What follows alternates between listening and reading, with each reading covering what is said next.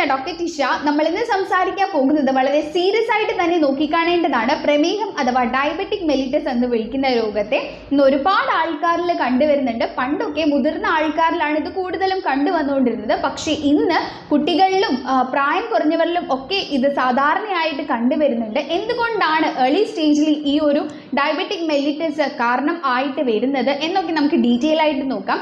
മറ്റൊരു കാര്യം, നമ്മൾ കൊളസ്ട്രോളും അതുപോലെ ഹൈപ്പർ ടെൻഷൻ ഒക്കെ ഉള്ളവർക്ക് ഈ ഒരു പ്രമേഹത്തിന് ചാൻസ് കൂടുതലാണ്. കാര്യം ഇവയെല്ലാം പരസ്പരം ബന്ധപ്പെട്ടിരിക്കുകയാണ്. അതൊക്കെ എന്തുകൊണ്ടാണെന്നുള്ളത് നമുക്ക് ഡീറ്റെയിൽ ആയിട്ട് നോക്കാം. 25 ദശലക്ഷത്തിൽ അധികം ആൾക്കാരിൽ ഈ ഒരു പ്രമേഹത്തിന് ചാൻസ് ഉണ്ട് എന്നാണ് ലോക ആരോഗ്യ സംഘടന വ്യക്തമാക്കിയിട്ടുള്ളത്. സോ ആ കാര്യം എന്താണ് നമുക്ക് നോക്കാം. ഈ ഒരു പ്രമേഹമുള്ളവർ ചെയ്യേണ്ട ശരിയായ ടെസ്റ്റ് എന്താണ്? നമുക്കൊക്കെ പ്രമേഹം വരാൻ ചാൻസ് ഉണ്ടോ എന്നറിയാൻ എന്തെങ്കിലും ടെസ്റ്റ് ഉണ്ടോ എന്നൊക്കെ നമുക്ക് ടെസ്റ്റുകളും ഡീറ്റെയിൽ ആയിട്ട് ഈ വീഡിയോയിൽ പറയാം. 2 ടൈപ്പ് ഓഫ് പ്രമേഹം ഡയബറ്റിക് മെലിറ്റസ് ഉണ്ട്. അതിൽ ടൈപ്പ് 2 ആണ് ഏറ്റവും കൂടുതൽ ഇന്ന് കണ്ടുവരുന്നത്. ഇൻസുലിൻ എന്ന് പറയുന്ന ഒരു ഹോർമോൺ നമ്മുടെ ശരീരത്തിലുണ്ട്. ഇവയുടെ ഉൽപ്പാദനത്തിൽ എന്തെങ്കിലും ഒരു തകരാറ് സംഭവിക്കുക, അതിൻ്റെ ആ ഒരു അളവ് ശരീരത്തിൽ കുറഞ്ഞു വരുമ്പോഴാണ് നമ്മുടെ ഗ്ലൂക്കോസിൻ്റെ ലെവല് രക്തത്തിൽ കൂടി നിൽക്കുന്നത്. നമ്മൾ പറയാറുണ്ട് സാധാരണക്കാര് പഞ്ചസാരയുടെ അസുഖമാണ് ഞങ്ങൾക്ക് എന്ന് പറഞ്ഞ് കേൾക്കാറുണ്ട്. ലക്ഷണങ്ങൾ നമുക്ക് നോക്കാം. അതിൽ വളരെ പ്രധാനപ്പെട്ട പ്രമേഹ രോഗികളിൽ ഇന്ന് ഏറ്റവും കൂടുതൽ കണ്ടുവരുന്ന ഒരു ലക്ഷണം തന്നെയാണ് യൂറിൻ പാസ് ചെയ്യാൻ. ഇടയ്ക്കിടയ്ക്ക് യൂറിൻ പാസ് ചെയ്യാൻ ഒരു ടെൻഡൻസി കണ്ടുവരാറുണ്ട്. വല്ലാത്തൊരു ദാഹം ഫീൽ ചെയ്യുന്നുണ്ട്. വിശപ്പ്, ഇടയ്ക്കിടയ്ക്ക് ആഹാരം കഴിച്ചാലും വിശക്കുന്നത് പോലെ ആ ഒരു ഫീല് വരാറുണ്ട്. ക്ഷീണം, നല്ല രീതിയിൽ ബോഡി വീക്കായിട്ട് നമുക്ക് തോന്നും. മുറിവുകൾ ഉള്ളവരാണെന്നുണ്ടെങ്കിൽ അത് ഉണങ്ങാനായിട്ട് ഭയങ്കര ടൈം എടുക്കും. മധുരത്തോട് ആസക്തി, ക്ഷീണം കാരണം തന്നെ നമ്മുടെയൊക്കെ ഡേ ടു ഡേ ആക്ടിവിറ്റീസിൽ ആ ഒരു പ്രശ്നം കണ്ടുവരികയും മാനസികമായിട്ട് നമുക്ക് മാനസിക അവസ്ഥയിൽ ഒരു വ്യത്യാസമൊക്കെ കാര്യം നമ്മുടെ ഡേ ടു ഡേ ആക്ടിവിറ്റീസ് അവിടെ പ്രോപ്പറായിട്ട് നടക്കാത്തത് കൊണ്ട് തന്നെ നമുക്കത് മൈൻഡിനെയും നമ്മുടെ ബോഡിയും ഒക്കെ ഒരുപോലെ അഫക്റ്റ് ചെയ്ത് കാണാറുണ്ട്. ഇതാണ് പ്രധാനപ്പെട്ട ലക്ഷണങ്ങൾ നമുക്ക് ഏർലി സ്റ്റേജിൽ കണ്ടുവരുന്നത്. പ്രമേഹമുള്ളവരെ ശ്രദ്ധിച്ചാൽ മനസ്സിലാവുന്ന ഒരു കാര്യം, ശരീരഭാരം നല്ല രീതിയിൽ കുറഞ്ഞു കാണാറുണ്ട്. വെയിറ്റ് ലോസ് അവിടെ സംഭവിക്കും. കാര്യം എന്താന്ന് വെച്ചാൽ ഇൻസുലിൻ്റെ സെക്രീഷൻ പ്രൊഡക്ഷന് അവിടെ ഒരു പ്രശ്നം വരുമ്പോഴാണ് ശരീരത്തിലുള്ള ആ ഒരു ഫാറ്റിനെ എനർജി ആയിട്ട് അവരുടെയൊക്കെ ശരീരത്തിൽ കൺവേർട്ട് ചെയ്യും. സോ അങ്ങനെ വരുമ്പോഴത്തേക്കും ശരീരഭാരം, ഫാറ്റ് ലോസ് സംഭവിച്ചിട്ട് ശരീരഭാരം കുറഞ്ഞു കാണാറുണ്ട്. സ്റ്റേജ് കൂടുന്തോറും കാണുന്ന ലക്ഷണങ്ങളാണ് കണ്ണിൻ്റെ ആ ഒരു കാഴ്ചയ്ക്ക് ആ ഒരു മങ്ങൽ വരിക, കൈയും കാലും മരവിച്ച് കാണുക, ശരീരത്തിൻ്റെ ചില ഭാഗങ്ങളിലൊക്കെ ഡിസ്കളറേഷൻ, ബ്ലാക്കിഷ് ഡിസ്കളറേഷനൊക്കെ കണ്ടുവരിക. ഇതാണ് സ്റ്റേജ് കൂടുന്തോറും കണ്ടുവരുന്ന ലക്ഷണങ്ങൾ എന്ന് പറയുന്നത്. മറ്റൊന്ന്, ഹെറിഡിറ്ററി ആയിട്ട് പാരമ്പര്യമായിട്ടും ഈ ഒരു പ്രമേഹത്തിൻ്റെ ആ ഒരു രോഗം ചിലരിലൊക്കെ ലഭിക്കാറുണ്ട്. ഗർഭാവസ്ഥയിലും ഈ പ്രമേഹം ഉണ്ടായി കാണാറുണ്ട്. സോ ഇതൊക്കെയാണ് ഉണ്ടാകുന്നതും അതുപോലെ തന്നെ കാരണങ്ങളും ലക്ഷണങ്ങളും ഒക്കെ എന്ന് പറയുന്നത്. പ്രമേഹ രോഗികളിൽ ശ്രദ്ധിക്കേണ്ട ഒരു കാര്യം എന്ന് പറയുന്നത് പ്രോപ്പർ ആയിട്ടുള്ള മെഡിസിൻ കഴിക്കുക, അതിനോടൊപ്പം റുട്ടീൻ ആയിട്ടുള്ള ഒരു ചെക്കപ്പ് നിങ്ങൾ നടത്തുക. ബ്ലഡ് ടെസ്റ്റ്, കാര്യം ആ ഒരു മെഡിസിൻ പോലെ തന്നെ ഇമ്പോർട്ടൻ്റ് ആണ് റുട്ടീൻ ആയിട്ടുള്ള ചെക്കപ്പ് നടത്തുക എന്നുള്ളത്. നിങ്ങൾ റുട്ടീനായിട്ട് ചെക്കപ്പ് നടത്തുമ്പോഴേ നിങ്ങളുടെ ശരീരത്തിൽ ആ ഒരു പഞ്ചസാരയുടെ ലെവൽ എത്രയാണ് ഓരോ പ്രാവശ്യവും നിങ്ങൾക്ക് മനസ്സിലാക്കാനായിട്ട് സാധിക്കുകയുള്ളൂ. മറ്റുള്ള രോഗം പോലെയല്ല പ്രമേഹ രോഗികളെ ശ്രദ്ധിക്കുക. കോംപ്ലിക്കേഷൻസ് വളരെ വലുതാണ്.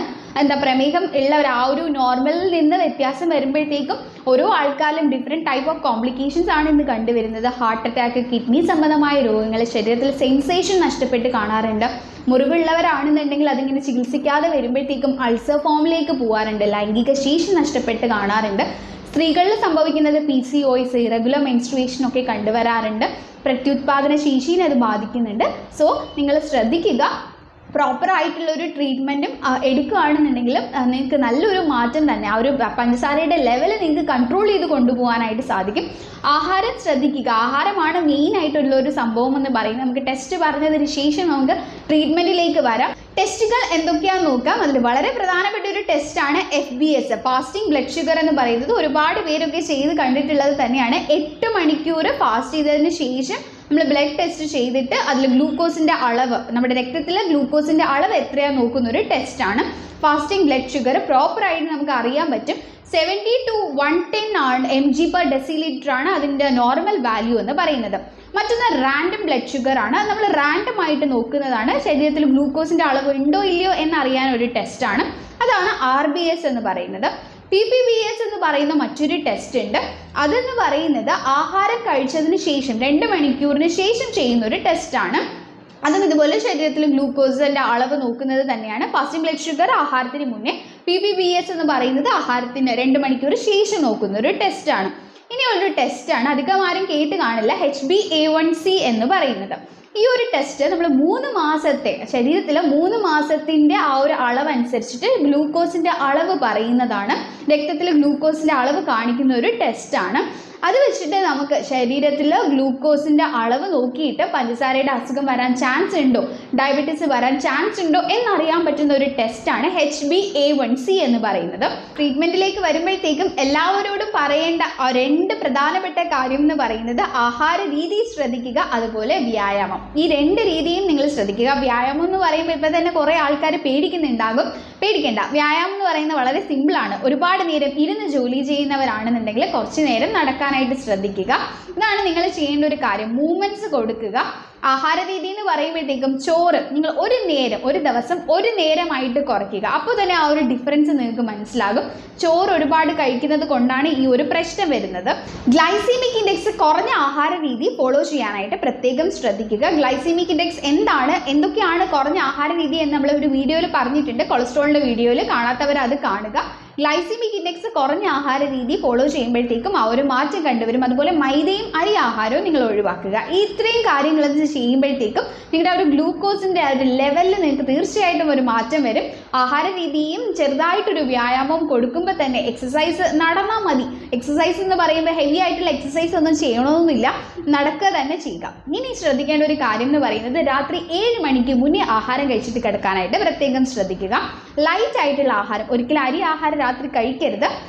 ലൈറ്റ് ആയിട്ടുള്ള എന്തെങ്കിലും ഒരു ആഹാരം കഴിച്ചിട്ട് 7 മണിക്ക് മുന്നേ ആഹാരം കഴിച്ചിട്ട് കിടക്കാനായിട്ട് പ്രത്യേകം ശ്രദ്ധിക്കുക. വീട്ടിൽ തയ്യാറാക്കാൻ പറ്റുന്ന ഒരു ഈസി ടിപ്പ് എന്താണെന്ന് വെച്ചാൽ നെല്ലിക്ക നീരിൽ ഒരു നുള്ളു മഞ്ഞൾ ചേർത്തിട്ട് രാവിലെ എല്ലാ ദിവസവും വെറും വയറ്റിൽ കഴിക്കാനായിട്ട് ശ്രദ്ധിക്കുക. അങ്ങനെ ചെയ്യുകയാണെന്നുണ്ടെങ്കിൽ നിങ്ങൾക്ക് ആ ഒരു പ്രമേഹം കൺട്രോൾ ചെയ്ത് കൊണ്ടുപോകാനായിട്ട് ഹെൽപ്പ് ചെയ്യുന്നതാണ്. കാര്യം നെല്ലിക്കയിലുള്ള ആസിഡ്സ് എന്തൊക്കെയാണെന്ന് വെച്ചാൽ എലാജിക് ആസിഡ്, ഗാലിക് ആസിഡ്, ഗെലോട്ടിൻ, ഇവയ്ക്കൊക്കെ പ്രമേഹത്തെ കൺട്രോൾ ചെയ്ത് കൊണ്ടുപോകാനായിട്ട് പറ്റുന്നവയാണ്. മഞ്ഞളിലെ കുർക്കുമിനും ഇവ നല്ല രീതിയിൽ ഹെൽപ്പ് ചെയ്യും.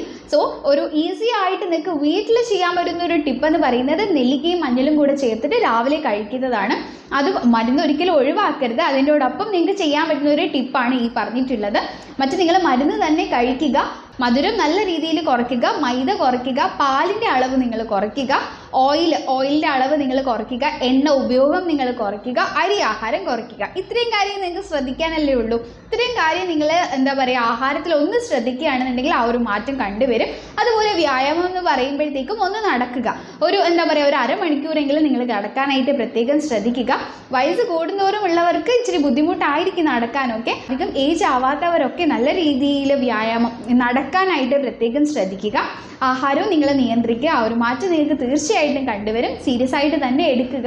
ഏർലി സ്റ്റേജിലൊക്കെ ട്രീറ്റ്മെൻറ്റ് എടുക്കുകയാണെന്നുണ്ടെങ്കിൽ പിന്നീട് അത് കുറച്ചും കൂടെ ഈസി ആയിരിക്കും. നിങ്ങൾക്ക് കൺട്രോൾ ചെയ്ത് കൊണ്ടുപോയാൽ മാത്രം മതിയാകും. സോ വീഡിയോ ഇഷ്ടപ്പെട്ടാൽ ലൈക്ക് ചെയ്യുക, സബ്സ്ക്രൈബ് ചെയ്യുക. Thank you.